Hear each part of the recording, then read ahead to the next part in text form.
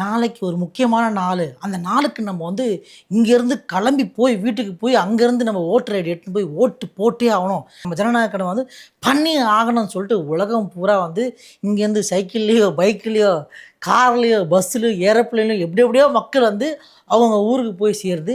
அந்த ஓட்டு போட்டுறணும், ஜனநாயக கடமை வந்து பண்ணிடணும், சரியான ஆளை தேர்ந்தெடுத்துடணும் ஆர்வத்தில் ஒரு கடமையை வந்து பண்ணுறதுக்காக கிளம்பி நிற்கிறாங்க. இது தாண்டா சரியான டைமு, தீபாவளிக்கு நான் அடிப்பேன், பொங்கலுக்கு அடிப்பேன், ஆனால் நான் இந்த எலெக்ஷனுக்கு அடிப்பேன்டா அப்படின்னு சொல்லிட்டு ஒரு கும்பல் கிளம்பி வந்து போயிடுங்கிறாங்க.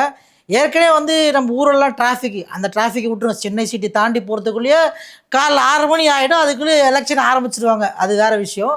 ஆனாலும் ஒரு கும்பல் வந்து ஒரு பிளான் பண்ணி வச்சுக்கிறாங்க. டேய் எலெக்ஷன் வருது, ஒரு 5 நாள் நம்ம வந்து தீபாவளி பொங்கலுக்கு வர வேட்டையை நம்ம இங்கேயே போட்டுருணும் அப்படின்னு சொல்லிட்டு ஒரு கும்பல் கிளம்பி ரெடியாக இருக்கிறாங்க. என்ன கும்பல் அப்படின்னு கேட்டிங்கன்னா, அது இந்த பேருந்து இருக்குது பாருங்கள், அந்த பேருந்து கவர்மெண்ட் பஸ்ஸில் சரியான அளவில் ரேட் போடுறாங்க, பஸ்ஸுகளில் டிக்கெட் கிடைக்காது. சரி, அடுத்த ஆப்ஷன் என்னதுன்னு கேட்கும்போது ப்ரைவேட் பஸ் தான். சரி, எப்படியாவது போயிடணும்ப்பா, நம்ம வந்து இந்த கடமையை வந்து ஆற்றி ஆகணும்னு சொல்லிட்டு மக்கள் வந்து வெள்ளிக்கிழமை போடுறாங்க.